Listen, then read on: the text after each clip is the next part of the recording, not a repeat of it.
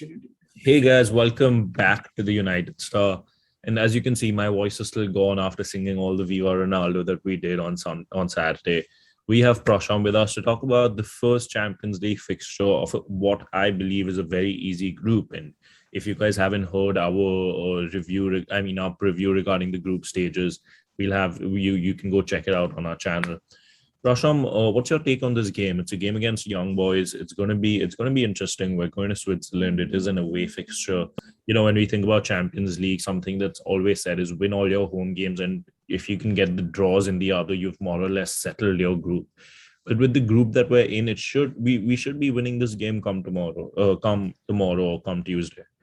Yeah, no, definitely, Vishesh. And I think it's the easiest start you could have gotten to sort of the Champions League. And considering sort of the league form we are in right now, I think it'll be a nice game to, play some of the fringe players, if I may say so, or some of the second string players.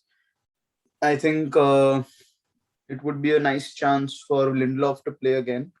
I think he deserves to play these kind of Champions League games, the cup games. I'm expecting Lindelof to play two games in the next week. One against, of course, Young Boys and then West Ham in the cup. Dean Henderson is probably back. I think he will be playing this game, in my opinion, too. Anthony Martial will probably play. Donny van de Beek, I think, is going to start. So I think it No, is Prashant, basically, I think, sorry to cut you off, but before we get into like the team and the way you're talking, who's going to start, what do you think about the group? We haven't really heard from you regarding the group, how you think we no. should So go this about is it. I think this is what I was coming to, that this group gives us that chance, I think, to rotate some of the players and give them a little bit of a break, because you know it is a tough sort of run in now. There are games are going to pile up, and you couldn't have asked for an easier group. I think this is a very easy group for Manchester United. We should easily top it, and winning the home and away game, I understand that, but I think in this case, I think we should be winning at least, I think, four out of the six games and drawing the other two. Minimum, that should be the requirement. And I think this is a fantastic game to start the campaign with, to be very honest, because easing the players into the Champions League, you go away, go to Switzerland, it is a decently long journey, but it is not a very arduous journey. It's a fairly simple sort of journey, you can say. And at the sort of end of it, young boys, I don't think it'll be a very physical game either. It's not like one of those sort of Eastern European teams that the game is very physical and it takes a lot out of you and there is a chance of injury. I don't think that will happen. The weather should be also convenient and nice. So I think all factors are sort of stacked in United's favor. And yeah, I am looking forward to seeing Champions League football again. You can say we've only seen six games in the last almost 2.5, 3 years. So I'm definitely looking forward to Champions League football. And yeah, let's see how sort of this group unfolds and how the Champions League as a whole unfolds as well. Yeah, yeah, what you're saying makes a lot of sense. But what I'd probably say, you spoke about the teams and about the players, and I get where you're coming from. But my question to you is, this group, as you've said, is very anti the group that we had last time. Going out to PSG, going to Leipzig, winning those early games, but then losing to a team like Istanbul or Başakşehir. Does young boys give the same kind of vibe and we cannot approach the game in that manner? Like, can it be a deja vu kind of a situation? Can you see that happening? So, Vishesh, there's a difference, I think. The key difference is that if you look at the Başakşehir game, our second string team was playing. But our second string team was much weaker than what it is right now. Like I said, Lindelof will probably start this game. One of Maguire and Varane will start this game. So you can see that there is an impetus in the sort of defense already. I would personally give Maguire a little break and play Varane, because Maguire has played so many games, and while he's Champions League Varane, if you're not going to play him in the Champions League, where are you going to play him? So I think that the second string team is much stronger right now. And secondly, I think Istanbul Başakşehir, while obviously it's not a sort of star-studded team, but it had these players who can turn up. A lot of ex-Premier League players, a lot of players we have seen that have the knack of turning up in big games, especially the likes of Demba Ba, who scored the goals and sort of haunted us. But I think that is something that will be avoided. that is definitely something that will be avoided. And like I said, I think Young Boys is a much easier team in my opinion than Basak Shahir, because the atmosphere is also not going to be, I know, I mean, there were no crowds, I think, if I'm right, in the Basak Shahir game, but it won't be as physical. Again, like, we're not going to Turkey, we're going to Switzerland. I think everything. Basak Shahir is not. I don't think Young Boys is going to be as much of a challenge as Istanbul Basak Shahir in my opinion. Yeah, yeah, fair enough. So Prasham, you've already spoken about it. And before I give my 11, I'll ask you, what do you think your best 11 is? Especially taking into account that our next game is now on Sunday. So there's a big gap between our Champions League game and our Premier League game. So you've already spoken about Dean Henderson, Van der Beek. What formation are you looking at? Who you looking at it? Is Ronaldo even going to play this game? Do you see him after a full 90 minute? What's your take on that? So I personally think, I don't know what the status of Dean Henderson is, but I think he's back in training is what I've been hearing. So I think Dean Henderson will start. I think David De Gea in the first 4 games has done enough in terms of his saves he's made, and also in terms of the distribution that he's improved on, in my opinion, to cement his spot as the number one. And so Dean Henderson will, I think, play the cup competitions. So I think Dean Henderson will start. I personally would want to see Harry Maguire start with Victor Lindelof. Rafael Varane start with Victor Lindelof. But it is very much possible that Maguire and Lindelof will start. With Van Bissaka has to play on the right and Shaw will play on the left. I don't know if Telles is yet. I really don't know what Telles is, the situation or Telles is, to be very honest. I don't know if he's fit. I don't know if he's back in training. I really don't know what is going on with him. In midfield, I think Fred will play because obviously he's not played the last game, and the previous time he was on a pitch, he was taken off anyway, not by the manager, but by external forces. So I think Fred will play. McTominay probably will come on from the bench for a few minutes and get ready for that Premier League game against West Ham, in which I fully expect him to start. So I think Fred and Van de Beek in the midfield, with obviously Bruno Fernandes has to play. So Fred, Van de Beek, Bruno Fernandes. Uh, I think Ronaldo starts. I think Ronaldo definitely starts because, see, I'm telling you this, that I know Cristiano Ronaldo is a great player and he wants to win everything and etc. etc. But he also cares about his personal milestones and goal scoring records. And he is going to want to play a team that is called Young Boys in Switzerland. He really will want to play that. So I think he will start. I would want to see Jadon Sancho start as well because I don't think he's yet found his mojo. I feel that he's sort of bubbling, and I really want him to sort of explode. So I want him to start. And I personally think Jesse Lingard on the left and give Paul Pogba a bit of a rest and then maybe bring him on as the game goes on. Because I think Lingard has done enough to show that he's ready to start for Manchester United in a game which is against Young Boys. Because if you look at his England performances, they've been fantastic. His West Ham performances were fantastic. He scored in the previous game when he was on the pitch. So I think he's warranted and he should be rewarded, in fact, I think, with a start. And I think Lingard on the left, Ronaldo and Sancho give Greenwood a bit of a rest because he's played a lot of the games. But again, Greenwood did go off, so maybe Greenwood plays and on the right and Sancho on the left again. We can see the same front three, the triumvirate. But I personally would reward Lingard with the start because I think he's done enough to deserve it. Yeah, I understand where you're coming from, and when you didn't bring Greenwood's name in there, I was pretty confused, especially with the way he's grown in the team, and first 4 games, 3 goals. It's a great achievement. Similar with Pogba, but yeah, I think my 11 would be something very similar. But I just don't think Henderson still starts. I think De Gea continues. I think Henderson played in the under 23s for Arsenal. So he needs to get his game time up. Even though he's a keeper, he still needs to get that what's called as game time and not just training practice. So I would go with De Gea, Wan Bissaka, Lindelof, Maguire, Shaw.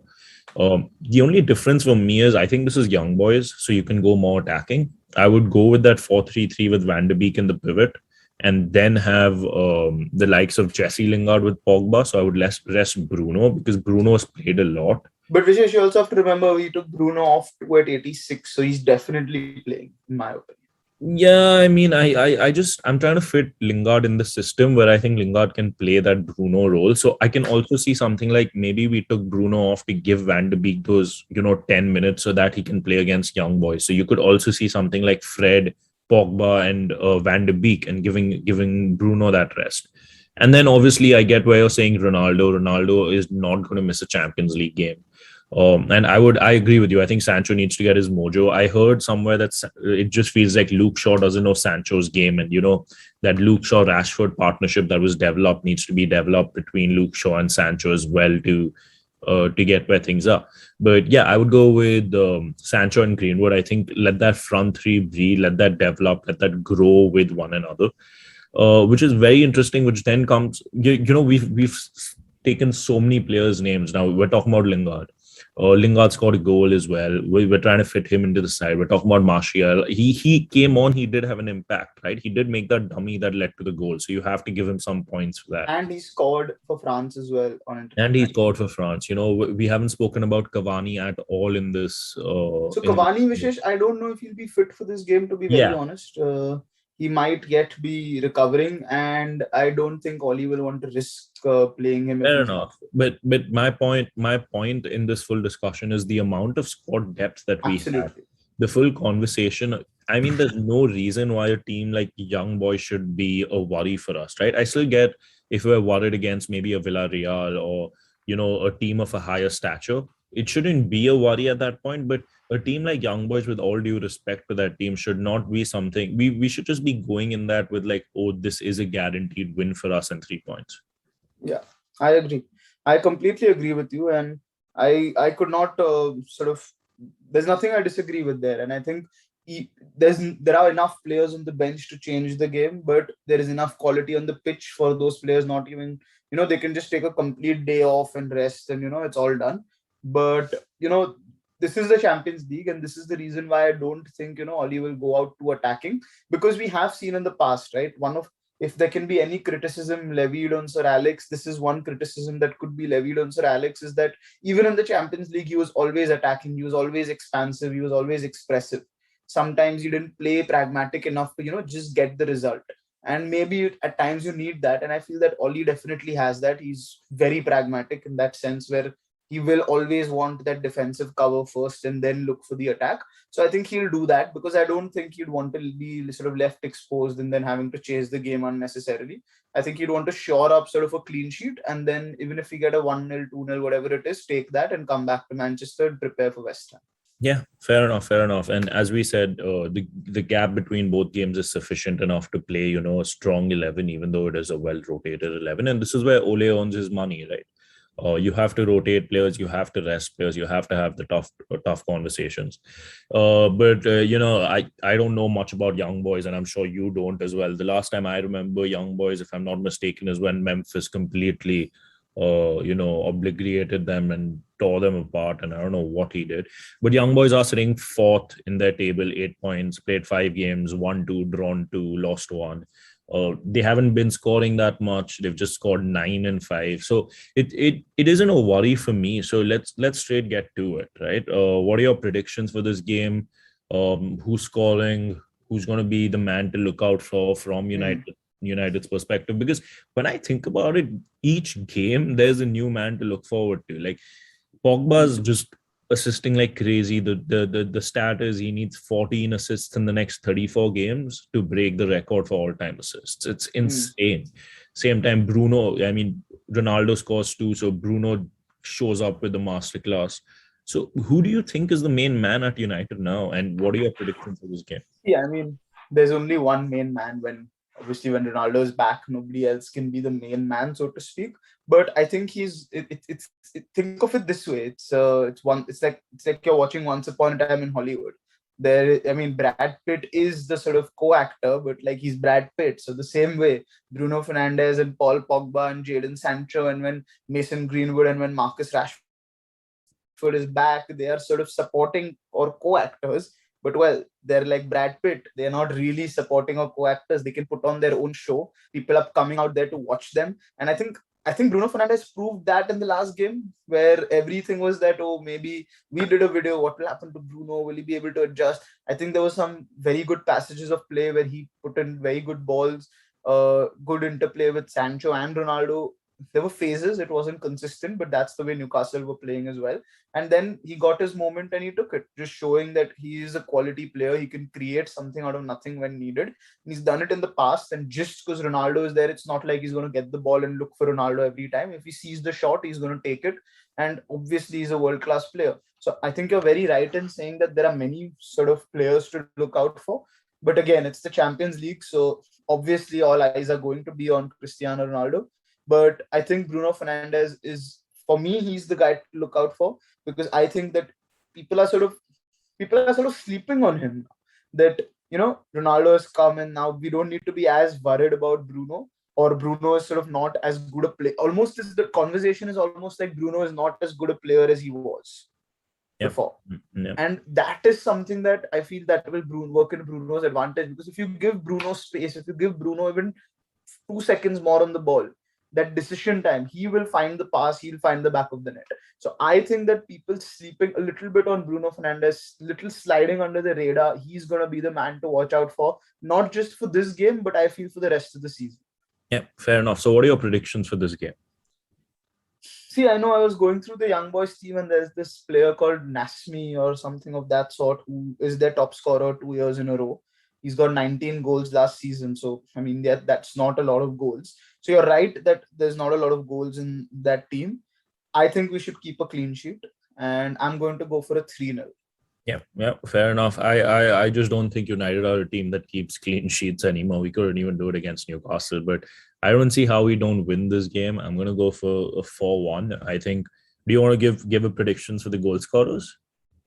I think Ronaldo will get at least one, Yeah. maybe two, and Bruno will get at least one. And then if Ronaldo gets two, that's your 3 goals, or someone else gets one. I personally believe it's going to be a Jadon Sancho show. I think he's going to kill it in the Champions League, score 2 goals, and Ronaldo has to get his game goal so he can get the other two and get the 4-1 win that we want.